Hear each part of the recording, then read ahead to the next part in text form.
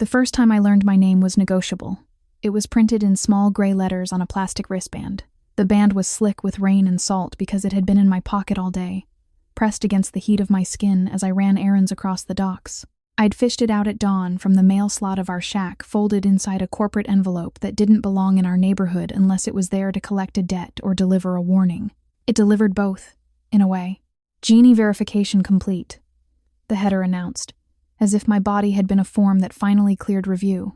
Underneath, the report listed an identity I'd never heard before, a number that looked like the serial code on a battery, and a match probability so close to certainty it felt like a shove. The last line was the one that stuck to my teeth. "Subject is not biologically related to registered guardians. Please contact your allocation officer within 72 hours to avoid interruption of services." I read it twice, then a third time, because I was waiting for my brain to translate it into something reasonable. It didn't. The sea slapped the pylons beneath the platform, metal groaned, and the whole city bobbed as if it was laughing at me.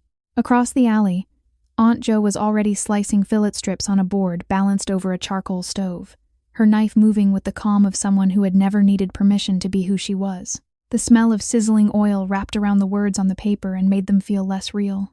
I pocketed the report and told myself I'd deal with it after I fixed the broken drone at Pier 9, after I delivered the repaired water filters to Old Man Sato, after I did everything that made me useful. When you grow up on floating concrete and scavenge steel, usefulness is a kind of citizenship.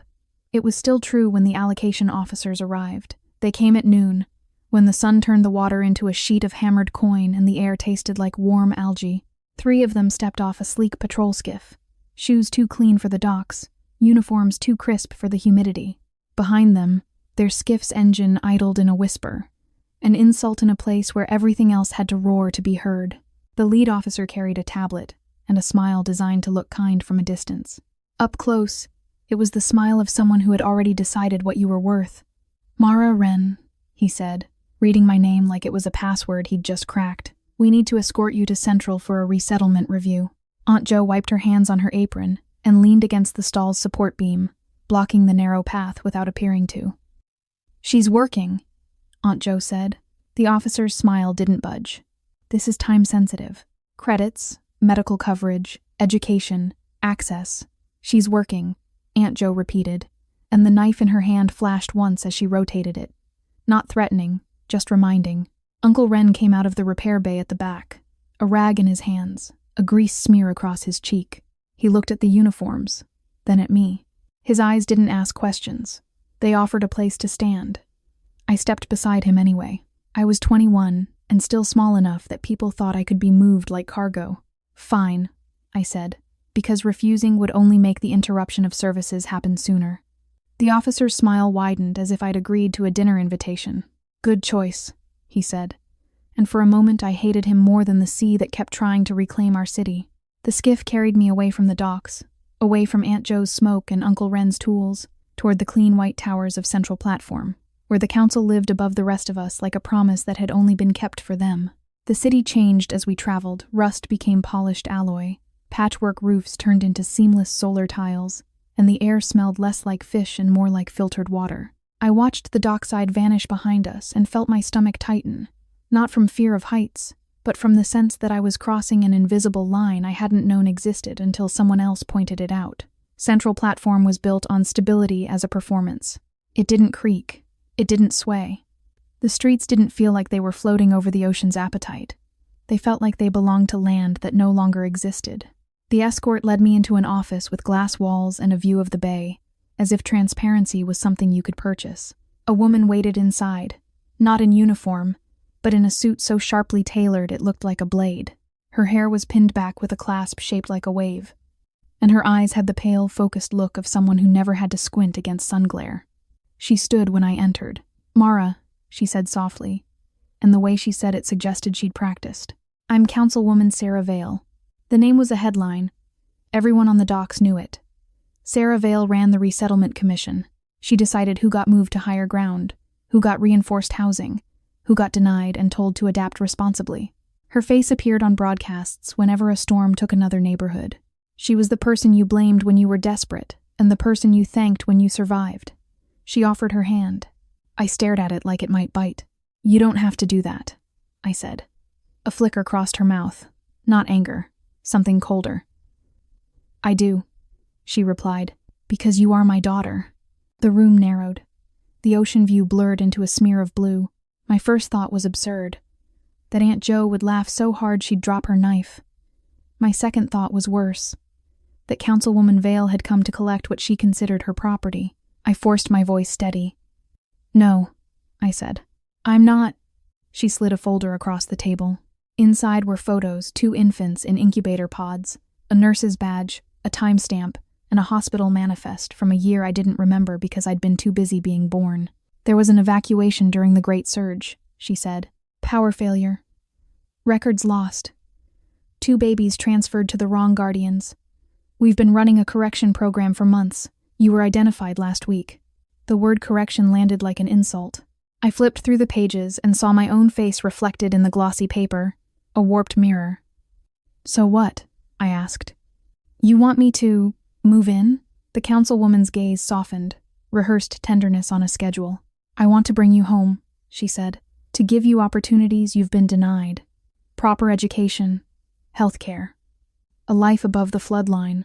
My throat tightened on the last phrase. Above the floodline, as if Aunt Jo and Uncle Ren were a mistake the ocean had forced on me. And the other baby? I asked. The one you raised. Sarah Vale's eyes flicked down, then back up. Celeste, she said, and my skin prickled at the name. She will be reassigned. An arrangement can be made. Reassigned, like a defective part. Something in me went still and sharp. No, I said again, and this time it wasn't denial. It was refusal. I'm not a shipment to be rerouted. I have a family. The escort officers shifted, uncertain. Councilwoman Vale's smile tightened at the edges. You're emotional, she said, as if emotion was a malfunction. Give it time. We'll begin with a temporary transition. She tapped her tablet and the room's glass wall displayed a calendar with neat blocks labeled intake, assessment, media statement. My life, scheduled. I stood up. You can schedule me all you want, I said, but you can't make me want what you want. For the first time, her voice lost its gentle sheen. Mara, she warned, you don't understand what's at stake. I looked out at the bay and imagined the docks sinking, the skiffs patrolling, the credits freezing. I understood exactly what was at stake. It was me, and everyone I loved, and whether the people in power could rewrite us with a signature. They didn't keep me long. They didn't need to. The threat was already in the air like humidity. On the ride back, I stared at the city's seams, the places where wealth met rust, where reinforced glass met patched tarp. My wristband itched. When the skiff docked at our pier, Aunt Jo was waiting, arms crossed, her apron tied like armor. Uncle Ren stood behind her, wiping his hands on that same rag, jaw set. You okay? Uncle Ren asked, voice casual in the way that meant he was bracing. I'm fine, I lied. Aunt Jo snatched the report from my pocket without asking and read it, her eyes narrowing. So, she said, they finally decided you're not ours. Uncle Ren didn't move, but his shoulders shifted like he'd been hit. They can decide whatever they want, he said. Doesn't change what we know. Aunt Jo slapped the paper on the counter. Tell that to their interruption of services, she muttered. I tried to swallow. My mouth felt full of salt. She says she's my biological mother, I told them, forcing the words out like splinters. Councilwoman Vale. Aunt Jo barked a laugh with no humor. Of course it's her, she said. Of course the ocean couldn't even steal your parents without the council trying to take credit. Uncle Ren's eyes held mine. Do you want to go? He asked, and the question was a gift. It meant he would survive the answer even if it hurt. It also meant he trusted me to be honest. I shook my head. No, I said for once. I don't. Aunt Jo leaned forward and pressed her palm to my cheek, thumb smearing a streak of oil from my skin. Then you don't, she said simply. We fight. It shouldn't have made me feel better, but it did. Fighting was familiar. It was what you did when the wind tried to rip your roof away. It was what you did when the city tried to ration your water. It was what you did when someone rich decided your life was a line item. I would have believed we could out-stubborn a councilwoman if the next thing hadn't happened that evening, when a sleek black vehicle rolled down our alley like a predator trying to look polite. It stopped in front of our repair bay.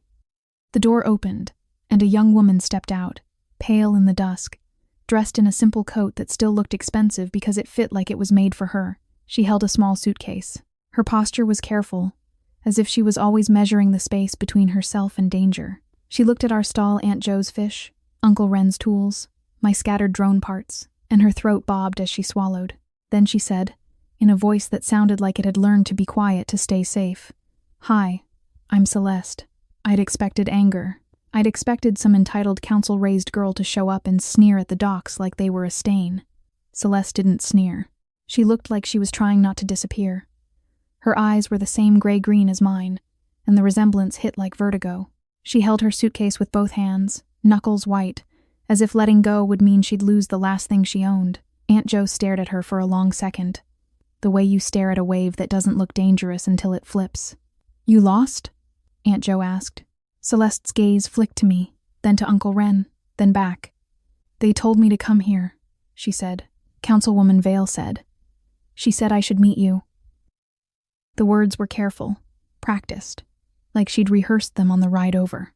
I stepped forward before Aunt Jo could sharpen her tone into something that cut. "Are you okay?" I asked Celeste, because whatever else was true, she was a person standing in our alley with a suitcase, and nowhere safe to put it. Celeste hesitated, then shook her head once, a tiny motion. "I don't know," she admitted. I thought I belonged there." And then the test happened, and now everyone looks at me like I'm an accounting error. The phrase made Aunt Jo's mouth twist. "Come inside," Uncle Ren said suddenly, brisk as if he was issuing a work order. "It's getting cold." Celeste blinked, surprised by kindness. Aunt Jo started to object, then stopped, her eyes on Celeste's trembling hands. Something in Aunt Jo's face softened, not into sweetness, but into recognition.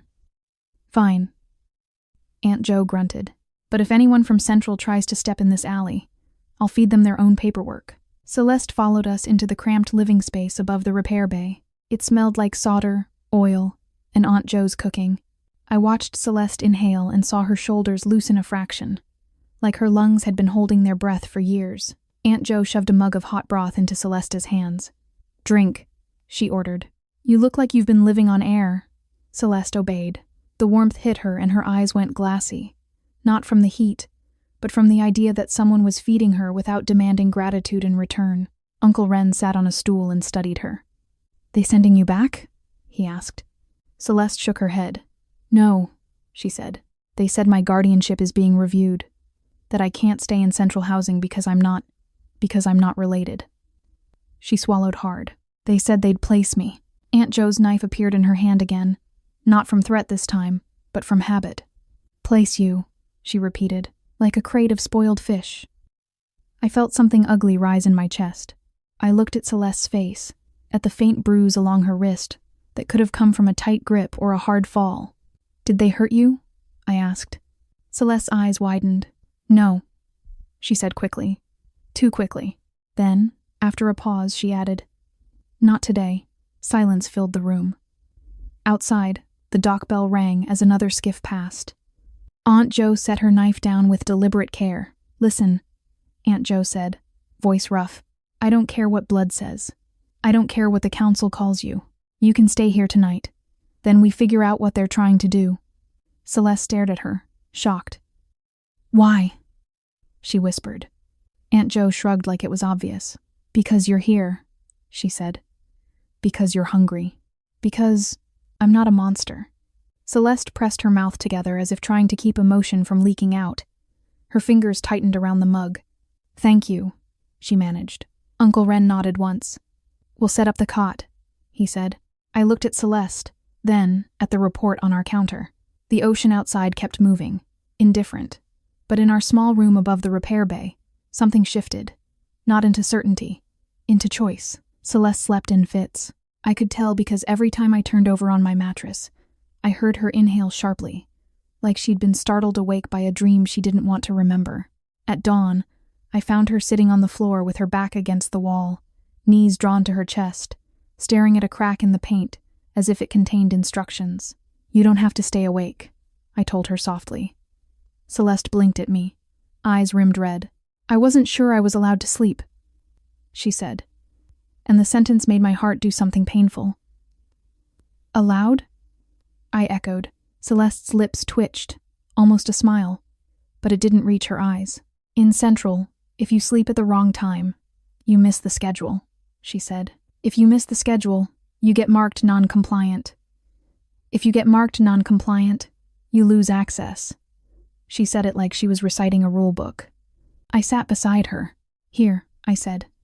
The only schedule is the tide, and the tide doesn't care if you're compliant. Celeste's shoulders dropped a fraction. She looked at me, studying, as if trying to decide whether my words were a trap. Do you hate me? She asked suddenly. The question was so blunt it felt like a blade. No, I said, and meant it. Do you hate me? She flinched. I don't know how, she admitted. I know how to be grateful, and polite, and quiet. I know how to be impressive. But hate. I was taught that hate is unproductive. I snorted. That sounds like something a councilwoman would say right before cutting your water credits. Celeste's mouth twitched again. A real spark this time. She'd call it resource optimization, Celeste said. The sarcasm surprised me, and for a moment she looked younger, less carefully assembled. Aunt Jo stomped up the stairs then, carrying a tray of breakfast. Fried bread, salted fish, a handful of greens. She slapped it on the table. Eat, she commanded. Celeste stared at the food like it was a miracle. You don't need to earn it, Aunt Jo added, anticipating Celeste's hesitation. Just eat. Celeste picked up the bread with trembling fingers and took a bite. Her eyes closed as if the taste made something inside her unclench. Uncle Ren appeared behind Aunt Jo, checking his wrist display. They froze our spare filter credits, he said quietly. My stomach dropped. Already? I asked. Uncle Ren nodded. Notification came in at midnight, he said. Non-compliance. Failure to report to Central for transition. Aunt Jo's jaw set. There it is, she spat. The leash. Celeste looked up, guilt flooding her face. It's because of me, she whispered. Aunt Jo pointed at her with the end of her knife. No, Aunt Jo said. It's because of them. Don't you take their blame. That's how they keep you small. Celeste swallowed, nodding, but her hands tightened around the bread. Uncle Ren looked at me. We can manage, he said. For now. But Mara, if they freeze the water credits, the shop, I know, I said. The repair bay was our income, our shield. Without credits, we'd be forced to take a council assistance loan, and loans on the platforms were just a slow version of drowning. I stared at the report again, at the clean fonts, the neat numbers. They're using genetics as a weapon, I said. Celeste flinched as if I'd shouted. They call it fairness, she murmured. They say the correction program restores rightful allocations. I looked at her. And do you believe them? I asked. Celeste hesitated, then shook her head once. I believed them until I became inconvenient, she said. Aunt Jo slammed her palm on the counter. Then we make them regret it, she said. Uncle Ren raised an eyebrow. How? He asked. Aunt Jo's grin was sharp. We show the docs what Central's been doing, she said. And we do it before the next storm hits, and they use that chaos to bury it. Celeste's eyes widened. They'll come after you, she warned. They have patrols, drones, legal authority. I leaned forward. We have the docs, I said. We have people who are tired of being told they're a mistake. Celeste stared at me, and something in her expression shifted fear. Yes, but also the faintest spark of something like hope. I didn't start out planning to expose a council conspiracy. I started out trying to keep our shop alive. That morning, I pulled my toolkit from its hook and headed to Pier 9, with Celeste trailing behind me like a shadow that wasn't sure it was allowed to exist. She wore one of my old jackets, sleeves rolled, hood up against the sun. It didn't fit her perfectly, but it made her look less like Central. The docks were loud with life. Vendors calling, children running barefoot on patched panels, drones buzzing overhead like nervous insects. As we passed, people stared. Some recognized me, some recognized Celeste's face from council broadcasts, and looked away too quickly. Aunt Jo's stall had always been a kind of community bulletin board. Everyone knew everyone's business. Today, my business had become a headline. A kid named Nico jogged beside me, eyes wide. Mara, is it true? He asked. They say you're a council kid, I snorted. I'm a doc kid, I said. I just apparently come with confusing paperwork. Nico glanced at Celeste. Then who's she? He demanded, suspicion already sharpening. Celeste stiffened. I put a hand on her shoulder, steadying her. She's complicated, I said. Like the rest of us. Nico frowned. Central people don't belong here, he muttered. Celeste's jaw tightened, but she didn't speak. We reached Pier 9, where a cargo drone lay in pieces on the ground. Its rotor snapped, its casing dented. The owner, a woman named Lonnie who hauled medicine between platforms, threw her hands up when she saw me. If this thing doesn't fly by tonight, the clinic on East Raft won't get insulin, she said. Central says their drones are prioritized for authorized deliveries. Aunt Jo would have called that letting people die politely. I knelt by the drone. Give me an hour, I promised. Celeste crouched beside me, watching my hands. You fix machines, she said, wonder threading her voice. I fix what keeps us alive, I replied. Celeste hesitated, then reached out. I can help, she offered. I know systems. I know encryption. I can read a drone's lockout codes. I glanced at her. You know those? I asked. Celeste nodded, eyes down. They taught it to us in Central School, she said. Not for kindness, for control. I handed her a cable. Then help us steal our own air back, I said. She blinked, startled by the bluntness, then took the cable.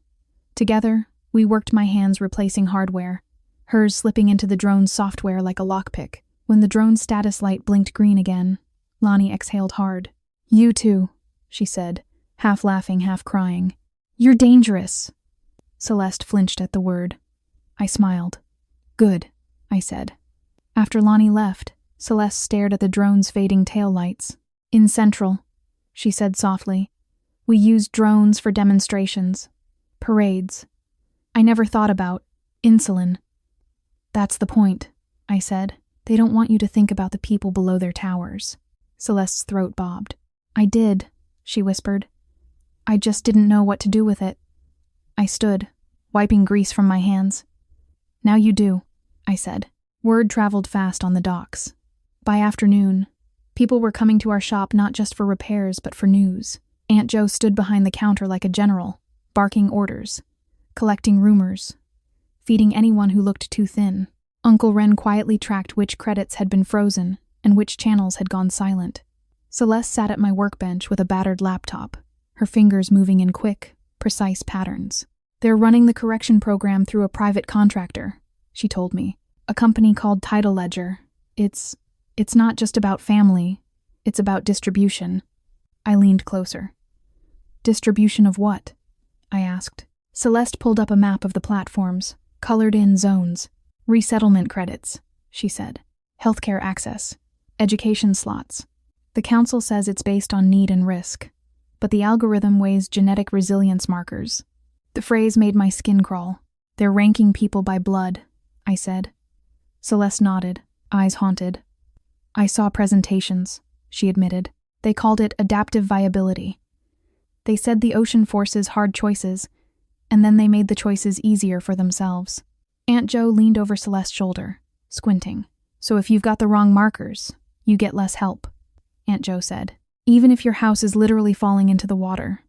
Celeste's mouth tightened. Yes, she said. Uncle Ren's jaw clenched. That's not correction, he said.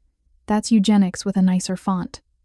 Silence hung heavy. Outside, the wind picked up, carrying the smell of a storm that hadn't arrived yet but was already looming. I stared at the map. Can we prove it? I asked. Celeste's fingers hovered over the keys.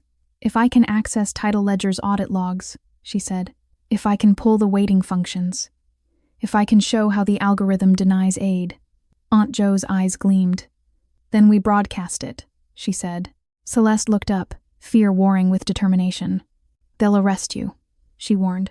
I shrugged. They've been arresting us slowly for years, I said.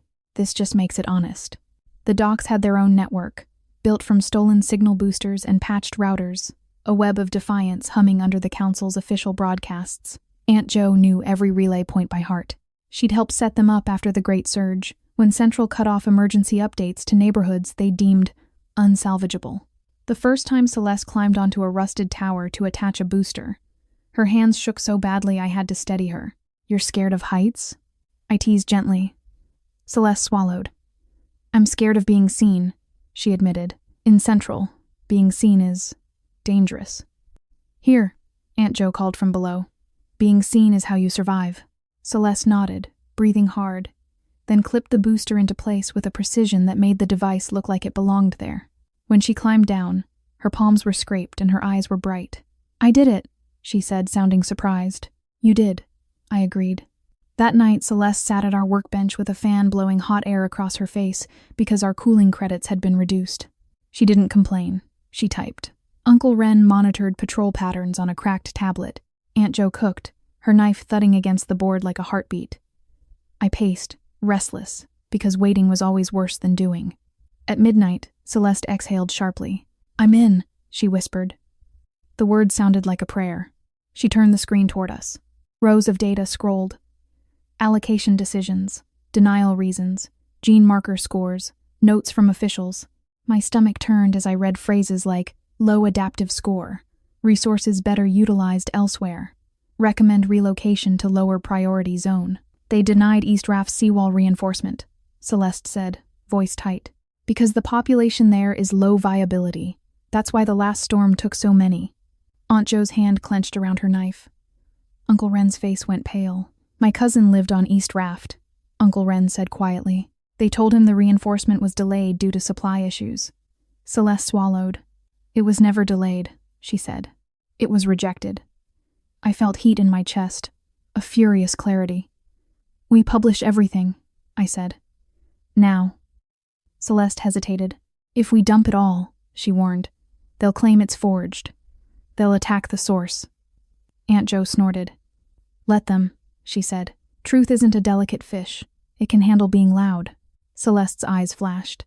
"It's not about delicacy," she said. "It's about survival. If they identify me as the breach, they'll use me to discredit you. They'll call me bitter, unstable, ungrateful." The last word stuck. Celeste had been trained to fear ingratitude more than injustice. I crouched beside her. "Then we make sure it's not just you," I said. "We make it all of us." Uncle Ren nodded for once. "We route the release through dock relays," he said. "No single point." Aunt Jo leaned in, expression fierce. "And we put faces to the numbers," she added. "People believe stories." Celeste's gaze flicked to me. "You'll be the face," she said softly. "It wasn't a request. It was an understanding. My name was already public. My so-called biological connection to the council would make my words harder to dismiss, and the councilwoman would hate it." I inhaled slowly. "Fine," I said. "I'll talk." The next morning, Aunt Jo cleared space in front of her stall and set up a battered camera. The docks gathered. People perched on railings, leaned out of windows, clustered in alleys. The air buzzed with anticipation and dread. Somewhere above, a patrol drone hovered, watching. Aunt Jo flipped it off without looking. I stepped in front of the camera. My hands were greasy. My hair was wind-tangled. I didn't look like the polished faces on central broadcasts. Good. "My name is Mara," I began, voice carrying over the waves. "I was raised on these docks. Last week, a council program told me I'm not related to my family. They tried to take me from them. They froze our credits when I refused." Murmurs rippled. I continued, forcing my words steady. "They say the program is about correcting mistakes, but it's not. It's about sorting us.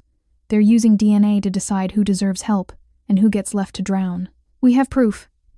Behind the camera, Celeste's fingers hovered over the upload key. Her face was pale, but her eyes were locked on the screen, like she was daring it to be real. I looked directly into the lens. "They call it adaptive viability. I call it cruelty," I said. "And I'm done letting them hide it behind clean fonts and polite speeches." Celeste pressed enter. The data flooded the dock network, then spilled beyond it, jumping to pirate channels, personal feeds, the screens in markets and schools and clinics. For a few seconds, there was silence. Then the dock network erupted shouts, curses, laughter that sounded like relief. Above us, the patrol drone's light turned red. Aunt Jo's voice cut through the noise. "Everybody move," she barked. "They're coming." They came fast. 2 patrol skiffs, sirens wailing, cutting through the water like knives. Council security officers jumped onto the dock, boots thudding, visors down. People scattered, but not far. The docks didn't have the luxury of disappearing. I felt a hand grab my arm. I turned, ready to fight, and saw Celeste. "This way," she said, voice steady in a way I hadn't heard before. She pulled me toward the repair bay's back exit. Uncle Ren was already there, hauling a crate aside to reveal the narrow maintenance tunnel that ran beneath the platform. Aunt Jo shoved a bag into my hands. "Tools, food, spare battery," she said. "Go." "What about you?" I demanded. Aunt Jo's grin was feral. "I'm not running," she said. "I've got fish to sell and officers to insult." Uncle Ren grabbed my shoulder. "Mara," he said, eyes sharp. "If they catch you, they'll make you the example." He looked at Celeste. "And if they catch her, they'll make her the scapegoat." Celeste's throat bobbed. "I'm not going back." Uncle Ren nodded for once. En nodded. "Then go," he said. "Both of you." I wanted to argue, to refuse, to stand beside Aunt Jo and fight openly, but the sound of boots grew closer, and I could already imagine Councilwoman Vale on a broadcast, solemnly announcing that her wayward biological daughter had been misled by criminals. I squeezed Aunt Jo's hand once. "Be careful," I said. Aunt Jo squeezed back, hard enough to hurt. "Be loud," she replied. Celeste pulled me into the tunnel, Uncle Ren sealing the hatch behind us. Darkness swallowed the noise, leaving only the drip of water and the hum of pipes. We ran bent double through the maintenance passage, our footsteps echoing off damp concrete. Celeste kept pace despite her shallow breaths. "You okay?" I asked between gasps. Celeste nodded, jaw set. "I've done harder things for less reason," she said. The sentence startled me with its bitterness. "What did you do?" I asked. Celeste's eyes flicked toward me in the dim. "I was trained," she said quietly, "to speak, to smile, to stand next to Councilwoman Vale at charity galas and say the right words. I learned to hold my breath when cameras flashed. I learned to pretend I didn't hear what people said about doc families." Her voice sharpened. "I learned to be grateful for being chosen." We reached a ladder leading up into an abandoned storage pod beneath the platform's edge.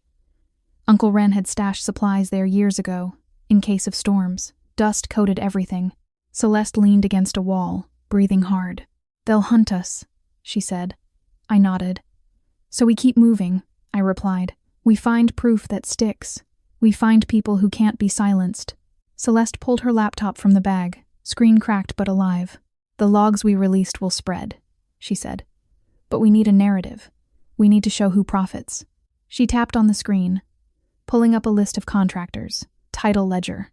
Ocean Shield Construction. Meridian Clinics. My eyes narrowed. "All companies that donate to council campaigns," I said. Celeste nodded. "And all companies owned by the same holding group," she said. "Vale Harbor Consortium." The name landed like a stone. Councilwoman Vale owns it. I realized. Celeste's face was grim. "She says she serves the people," she murmured. "She serves her portfolio." I felt anger burn hot. "Then we burn the portfolio," I said. Celeste's lips parted in surprise.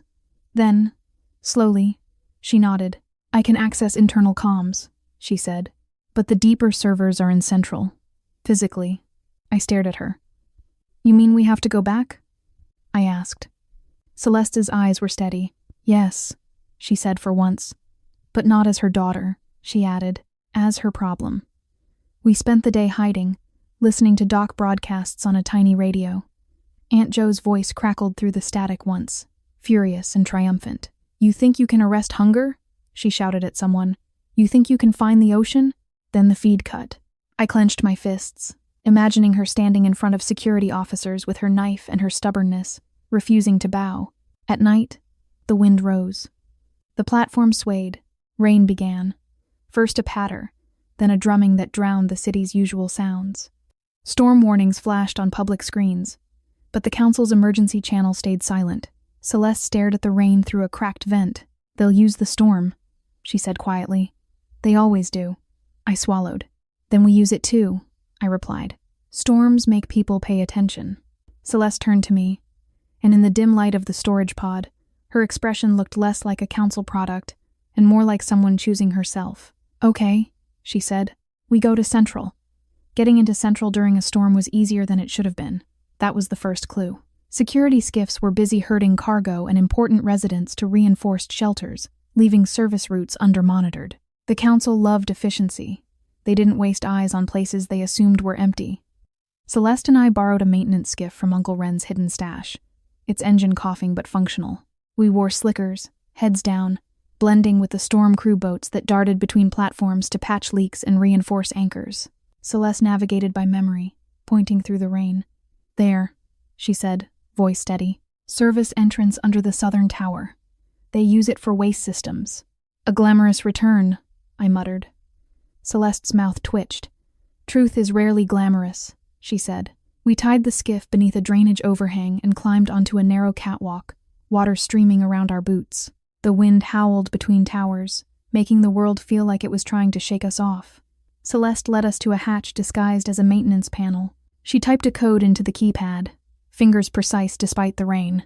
The lock clicked. "Still works," she said softly, and I heard both relief and grief in the words. Inside, Central's underbelly smelled like bleach and wet metal. Pipes ran along the ceiling like veins. We moved quietly, following Celeste's memory of service corridors. "How do you know all this?" I whispered. Celeste didn't look back. "I used to get lost on purpose," she said, "to feel like the tower was a maze I could solve instead of a cage I couldn't escape." We reached a server room door guarded by a biometric scanner. Celeste stopped, breathing shallow. "This is it," she whispered. "The physical key nodes. If we can pull the contract records, the donation ledger, the internal directives." She trailed off, eyes flicking to me. "Then the story becomes undeniable." I finished. Celeste nodded for once. "But the scanner needs a council biometric," she said. I raised an eyebrow. "And you're the council's favorite almost daughter," I said. Celeste's expression tightened. "I'm registered," she admitted. "They never removed my access yet. They'll do it soon." "Then we don't waste time," I said. Celeste pressed her thumb to the scanner. A green light blinked. The door hissed open. The room beyond was cold, dry, humming with power. Rows of servers glowed faintly, like a city of silent stars.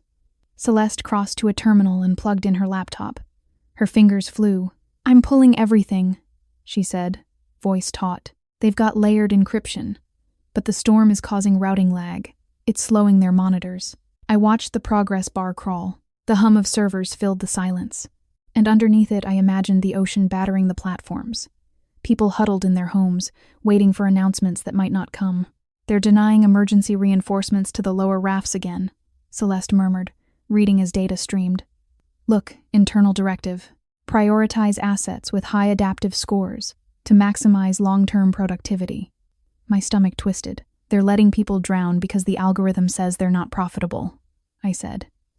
Celeste's jaw clenched. "They call it triage," she whispered. "They call it necessary." I leaned closer. "Find the consortium ledger," I urged. Celeste nodded, tapped, then froze.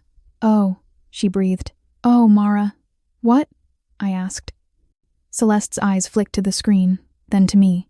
"The correction program," she said slowly. "The baby swap." Her voice shook. "It wasn't an accident." The room seemed to tilt.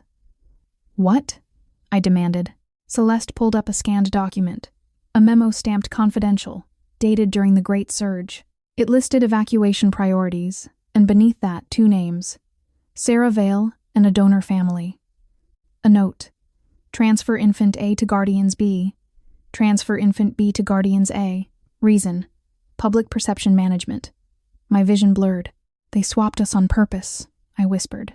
Celeste nodded, throat tight. "They needed a story," she said. "A councilwoman's heroic adoption during the surge. A Doc family's gratitude for being saved by the system. They created it." My hands shook. Rage felt too small for what surged through me. "My entire life," I began. Celeste's voice cracked. "Mine too," she said. "They built me as a symbol. They built you as evidence." The storm roared outside, and the servers hummed, indifferent. The progress bar hit 100%. Celeste yanked the cable free. "We have it," she said. Her face was pale, but her eyes were bright with fury.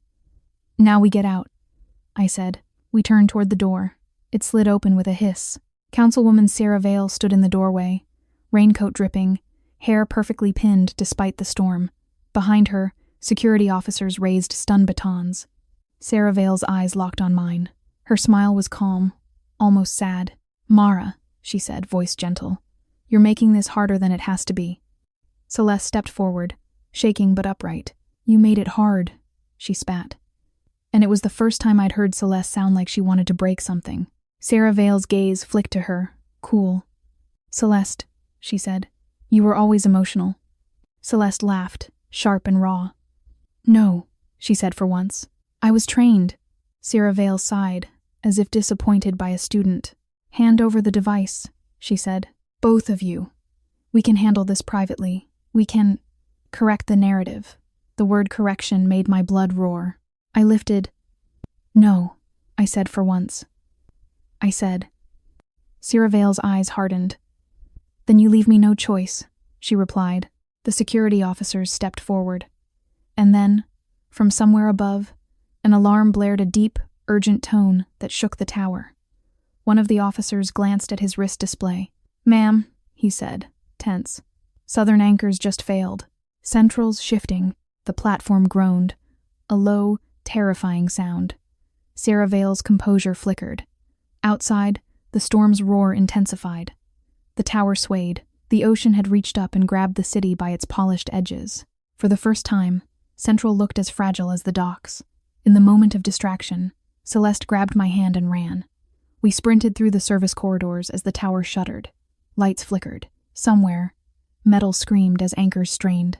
Water began seeping into the lower passages, thin at first, then creeping like fingers.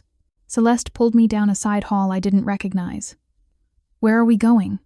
I shouted over the alarm. Celeste's eyes were wide but focused. "The broadcast hub," she yelled back. "If we can reach the emergency channel, we can push the files live on the official feed. They can't bury it if it's on their own system." My lungs burned. My boots slipped on wet metal. We reached a staircase, climbed, emerged into a corridor lined with framed photos of council ceremonies. Sarah Vale's face smiled from half of them. I wanted to smash every frame, but there was no time. The broadcast hub door was locked, but Celeste didn't hesitate. She yanked open a maintenance panel and ripped out wires with practiced precision. "They taught me how to keep their image intact," she muttered. "Now I'm using it." The lock clicked. We shoved inside. The room was packed with equipment: monitors, mixers, signal routers. A technician sat at a console, eyes wide in panic. He stared at us. "Who?" he began.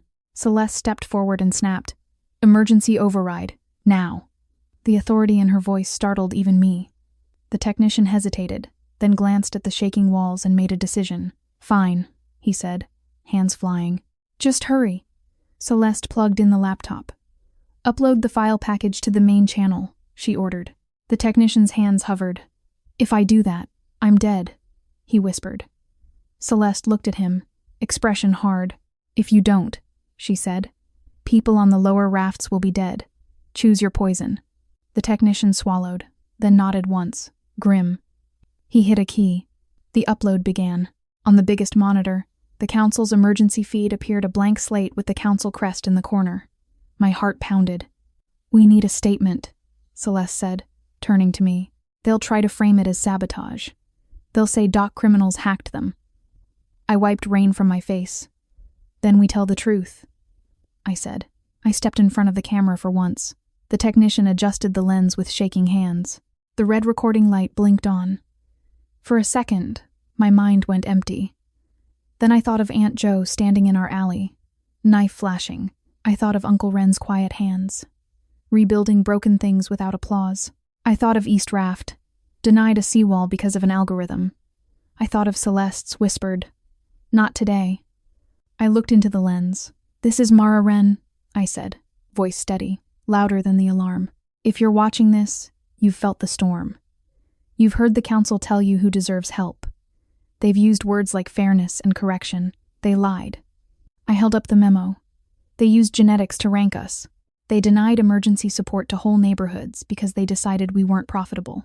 They swapped 2 infants during the Great Surge on purpose to create a story they could sell." I nodded toward Celeste, who stood beside me, jaw tight. "This is Celeste," I said.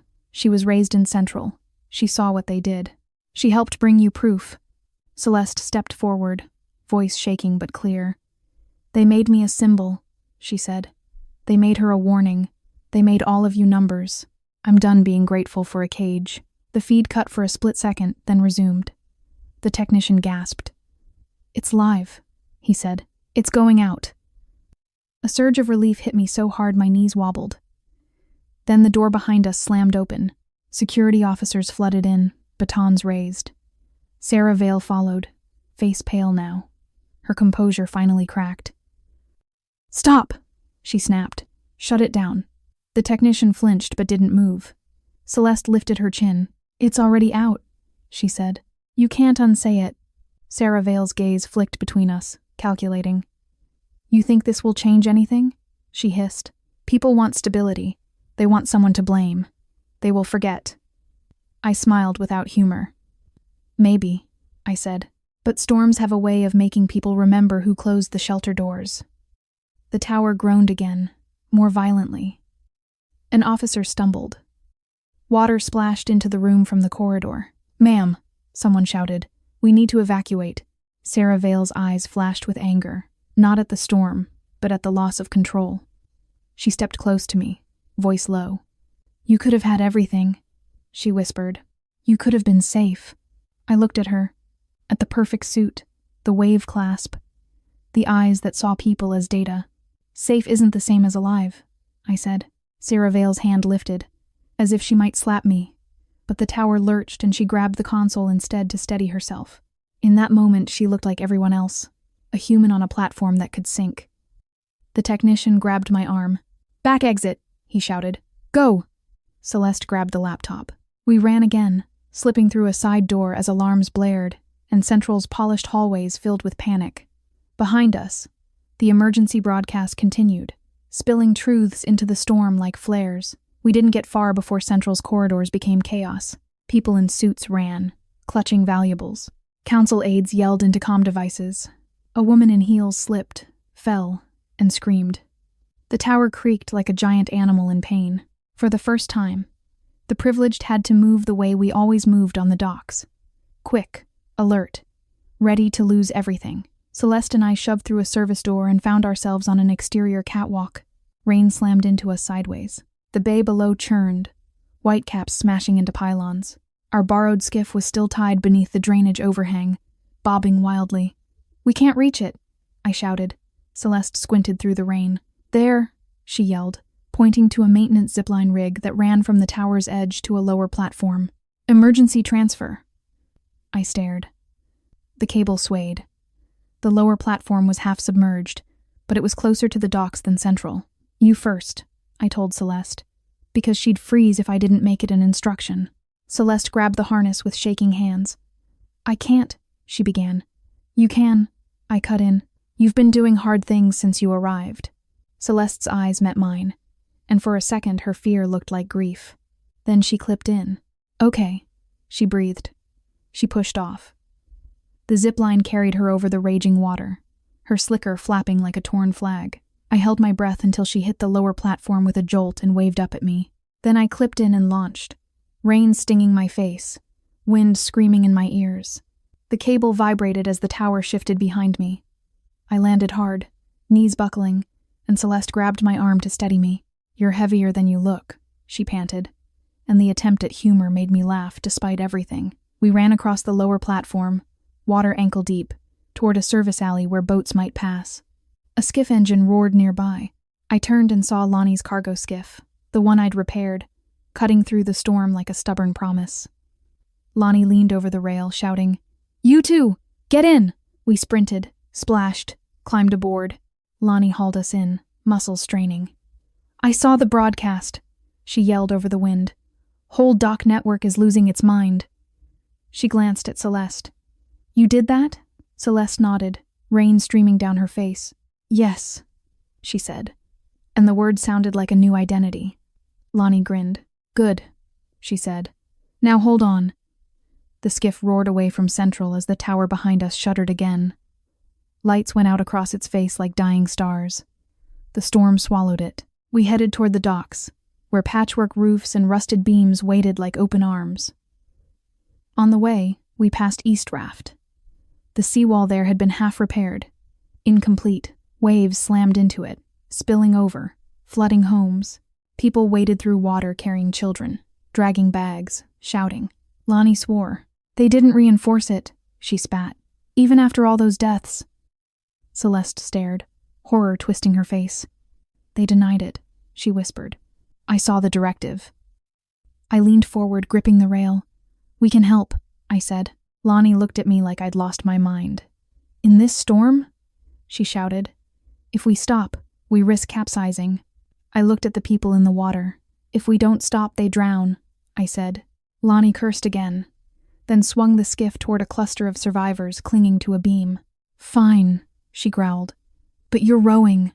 Celeste and I grabbed a rope, hauled people aboard, wet, shaking, terrified. A child coughed salt water. An old man sobbed with relief. A woman clutched a bag of medicine to her chest like it was a heart. We packed the skiff until it rode low, then pushed toward the docks. By the time we arrived, the repair bay's alley was flooded, but the docks were alive with movement. People shouted directions,